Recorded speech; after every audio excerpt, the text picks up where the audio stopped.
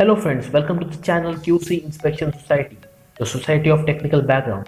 I am Bipul Chipkar and we are going to talk on a subject called hydrostatic testing. So friends, feel free to note down the points discussed in this video and you may implement this in your professional lives.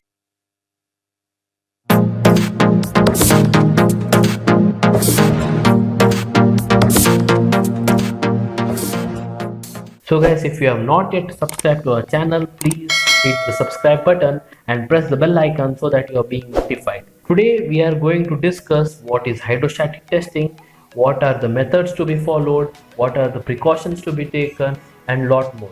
So guys, first of all, we have to know that there are different types of testing in piping and pressure vessels, and in that it is mainly classified into five types, that is hydrostatic testing, pneumatic testing, gravity flow testing, visual testing, service testing. So in that, additionally, we know few techniques such as tightness test, pre-validation test, also pre-startup leak test, and so on. So guys, let's see what is the definition of hydrostatic test. So hydrostatic test is a way in which pressure vessels such as pipelines, plumbings, gas cylinders, boilers and fuel tanks can be tested for strength and leaks. In hydrostatic tests, mainly water is used as a test medium. So guys, what is told in this paragraph is hydrostatic test is done on pressure vessels to see the strength and leaks in the equipment. So these pressure vessels may include pipelines, plumbings, gas cylinders, boilers and fuel tanks. Water is mainly used as a test medium. Okay, in this. What does this mean is water is not only used as a test medium. There are different fluids which can be used. Because in some cold regions, you may take an example as Antarctica. If you are going and doing a hydrostatic test in Antarctica, you cannot do it because water will freeze right away because of the cold atmosphere. So in that cases, you should use some alternative fluids. Okay. Now hydrostatic test should be carried out as close as the commissioning and startup dates.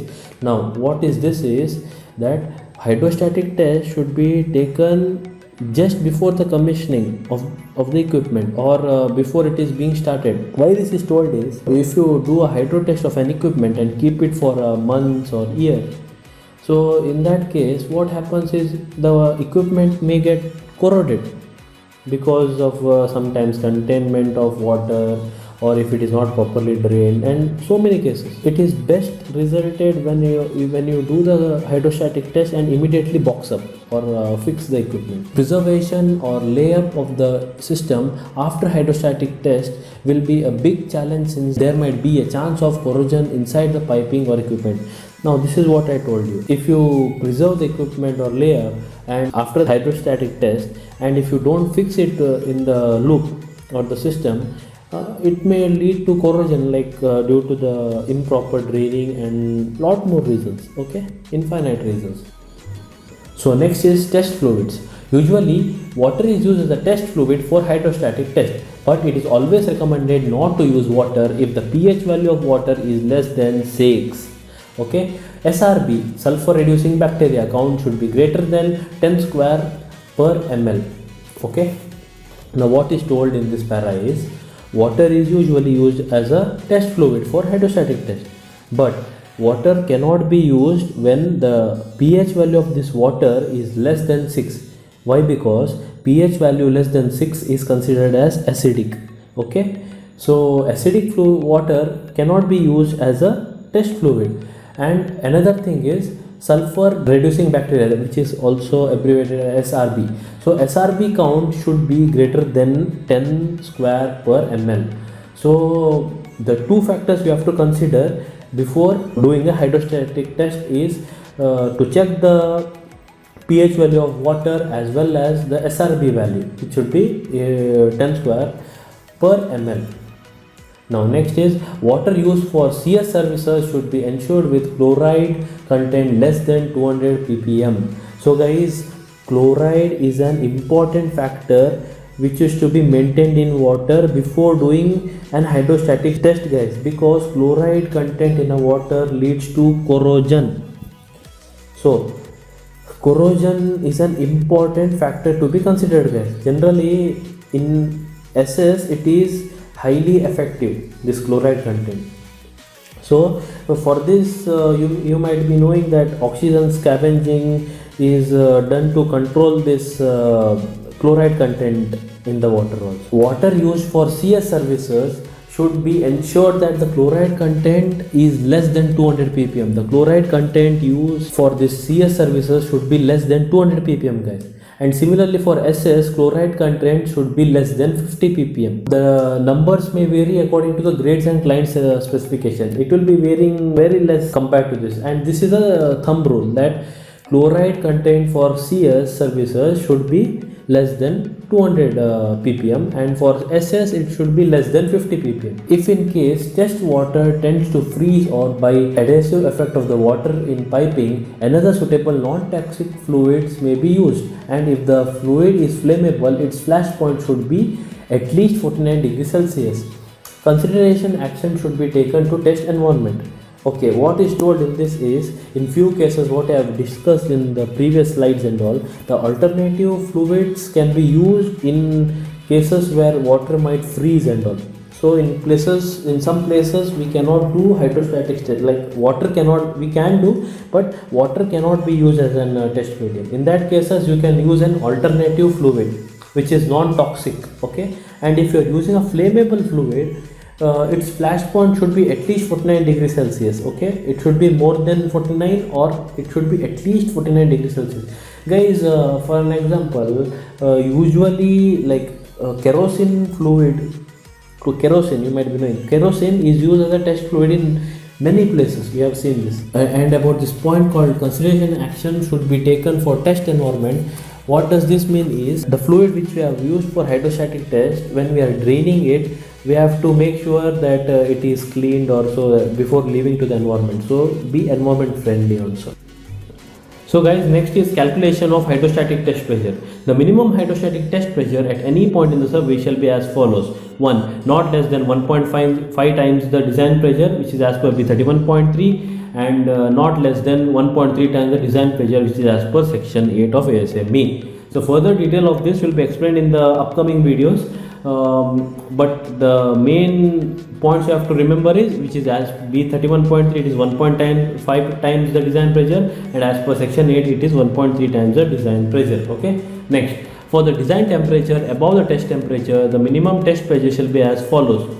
Now, if the design temperature is more than the test temperature, in that case the pressure formula becomes in such a way where PT is equal to 1.5 into P into ST divided by S. Okay, in this, where PT is minimum hydrostatic test pressure, P is internal design pressure, ST is allowable stress at test temperature, and S is allowable stress at design temperature. All these are having the same units, that is kg per centimeter square.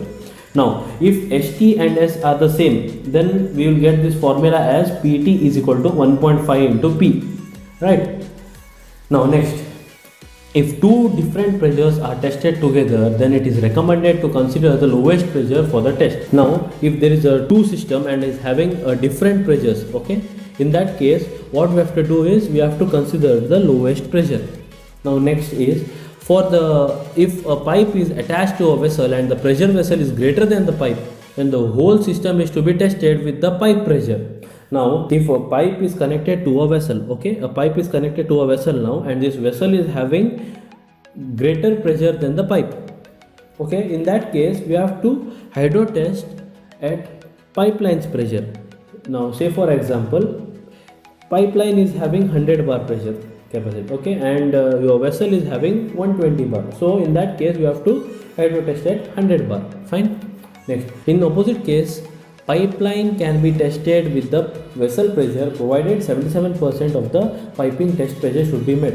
So in some cases pipeline pressure will be more and vessel pressure will be less. So in that case what we have to do is, pipeline can be tested with the vessel pressure. Pressure of the pipeline should be minimum 77%. In this case we will take an example. Now consider vessel pressure is 100 bar and pipe pressure is 120 bar. Now it will be tested at 100 bar. So in this case, that when you are testing at 100 bar, then the 77% criteria of pipeline test pressure is already met in this case. Next is hydrostatic test preparation. So in this we will discuss what are the preparations to be followed before conducting any hydrostatic test. So this is an important step to be followed, guys. Before hydrostatic test, certain preparations are mandatory which are to be followed. 1. Test package should contain all latest versions of isometric and PID drawings. The test limit should be clearly highlighted. Walls included in the test package should be identified with close and open. Test package should also contain joint details, NDT reports and its related documents. Blind details shall also be mentioned in the test package too. In this they have told that we have to prepare a test package before conducting any hydrostatic test, and that test package should include isometric and PID drawing. That is the latest revision of PID and isometric drawings, the test limits, the wall details, whether it is open or closed, and even the joint details and NDT reports such as RT, PT, UT, MT, any of them, and related documents to it. And it also should contain the blind details, like which has to be blinded or not, like that. Okay, next. It also contains the date of testing, identification of piping system tested, test fluids, test pressure, hold time, and walk down punch list from contractor and clients. These are some of the basic requirements, and more related documents can be attached as per client requirement. So what they have told basically is the date of the testing, like when the hydrostatic test is done, identification of the piping system tested, test fluid like water or some other fluid, test pressure, what is the pressure of test, what pressure have to do, what is the hold time, like what is hold time is like once you attain the required pressure, right, it has to be held for some time to see whether there is any leak or not. So it varies, okay, it varies on contractor and like or the client for what time they want to keep, like minimum is 10 minutes. And walk down punch list from contractor and clients, like basically before performing any hydrostatic test you will be having a walkthrough with the client, okay, contractor and client, there is a walkthrough, and they will note down a list of things which has to be followed, like which is not done or which is done, like that. So all those points have to be fulfilled, and later on the test is carried out. Okay, there might be some other new requirement from the client also, which you can attach with these documents. Next, vent and drain points need to be addressed clearly in the drawing. Location and range of pressure gauge 1.5 to 4 times of the hydrostatic press to be mentioned. So basically before starting a hydrostatic test we have to check whether there is proper drain point and vent points, okay, and drain points will be at the bottom to drain out all the water. And why there is a vent point, like when you load a water there will be some air entrapment and all, so we have to remove it, right? So this vent will be kept on, and I will discuss in the next points. And location and range of pressure gauges. Pressure gauges, there are like we have to maintain at least 2 minimum, as I have told in the next point, that minimum 2 number calibrated gauges are required, one located at lower access point whereas another at the top access point. Before starting, ensure all air bubbles are removed thoroughly from the high or top level vent points. See, you have to have minimum of 2 pressure gauges, like it doesn't mean that you have to keep only 2, you can add up more also. Once you have more gauges, your test is precise. The range of the pressure gauges, see, they have, as per code, it is 1.5 times to 4 times the hydrostatic pressure. Okay, this is to be followed.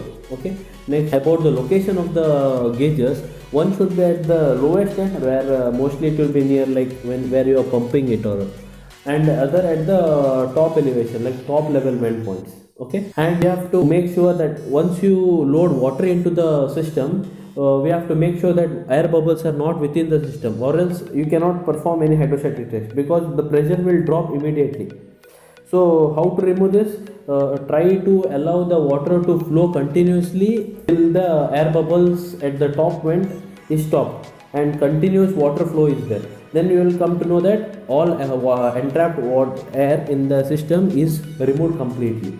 So this is the basic concept. Once water is flowing continuously, you can close the vent wall, everything, and slowly pressurize the system to the required test pressure. So guys, next you have to check exchangers, fire heaters and pressure vessels may be included in the test system, provided the system test pressure does not exceed the shop test pressure of any of the included items. So guys, you may include many items like fire heaters, exchangers, pressure vessels in your loop, okay, while you are testing, but you have to make sure that the system test pressure should not be exceeding this shop test pressure, so that See, if you are having a system which you are testing, it is more than the requirement, then it might affect the shop this equipment also, like shop test pressures limits also, because every system has a limit. You cannot add up everything, right? So next, following equipments or components shall not be included in the hydrostatic test system. That is, one is rotary equipment such as pumps, compressors and turbines, safety valves, rupture discs, flame arresters and steam traps, filters and filter elements, orifice, flow nozzles, side glasses, venturi shall not be installed.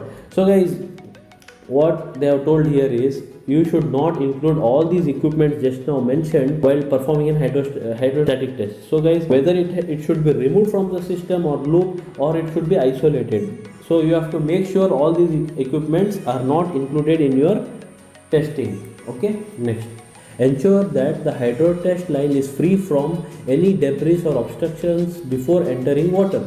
So guys, before you are loading water into your system, you have to make sure there is no debris or any waste or any obstructions. It may be from external or internal. You have to make sure there are no problems before entering water. If there are some debris, you may air flush it or any other means.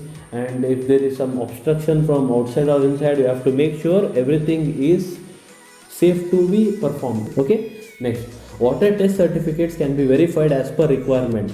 So as we had discussed before, that water test certificate will tell you that all the requirements of water is followed in this. So this has to be considered before performing an hydrostatic test. Okay, next, ensure there should be use of calibrated manifold. So guys, we have to make sure that the manifold used for this is calibrated, or else there might be a big safety issue too, because we don't know that whether the manifold is in good condition or not. So always use a calibrated manifold. Okay, most importantly, the area at which hydro test is to be carried out shall be barricaded for safety purposes. So this is a very important point, because safety is first, guys.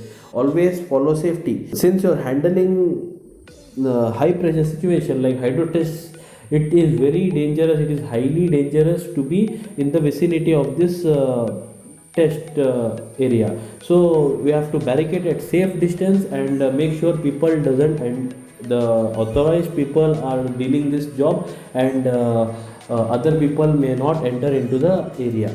So you have to make sure it is barricaded. Okay, before performing any hydrostatic test. So guys, we'll see what are the observations to be followed while performing a hydrostatic test. Okay, first, the test pressure should not be raised immediately to 100%. Guys, this is very important, that you should not raise the test pressure immediately to 100%. First, only 25% of the pressure shall be applied, and a thorough check will be conducted at all joints for any kind of leak. So first, once you reach 25% of the test pressure, we have to check for all the joints that whether there is leak or not. If there is no leak, further the pressure is raised to 50%, then 100%. Okay, next, at full pressure the system shall be put on hold. So as per ASME B31.3 clause 3452.2, they have told minimum of 10 minutes you have to keep on hold. So what they have told is, like, once you reach the required test pressure, the system has to be kept on hold, so that you can check for any kind of leak. So in this, ASME has told you have to follow for 10 minutes minimum. Okay, it may increase also, but it can be increased as per the client requirement. That's what. Sometimes, guys, there are cases like if you are testing a very big equipment or a piping loop or something, it in 10 minutes you cannot finish like 200 to 300 joints. So it may take hours of checking. So it will vary, or it can be increased as per the client requirement. Next, after successful completion of test, the pressure shall be reduced gradually to the 50%, 25%, then fully discharged. So guys, once the test is completed, hydrostatic test is completed, you cannot reduce the pressure immediately to 100%, like reduce it.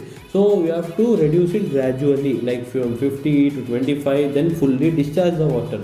Discharging is important. Next, if there were any leaks found during the hydro testing, the test shall be stopped at that moment. So while performing hydro test, like when you have kept it on hold point, you find any kind of leak at joint, so you can immediately stop the testing and attend that leakage. Okay. After the hydro test is successfully completed, ensure all the stagnant water are removed from the system thoroughly through drain points, and immediately drying is required. So what he has told is this is an important point, guys.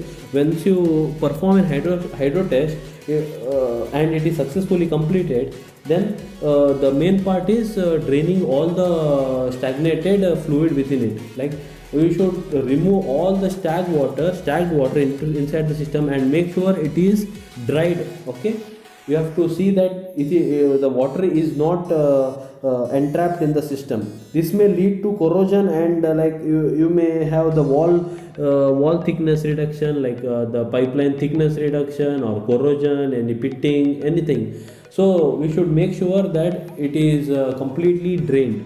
Okay. Next, after this, the system layup or preservation with the suitable medium can be done. Okay, you can preserve after this. So guys, thank you so much for watching my video. So please subscribe to our channel and keep supporting. Please hit the like button, share this video, and please support our channel. Please subscribe again. Thank you.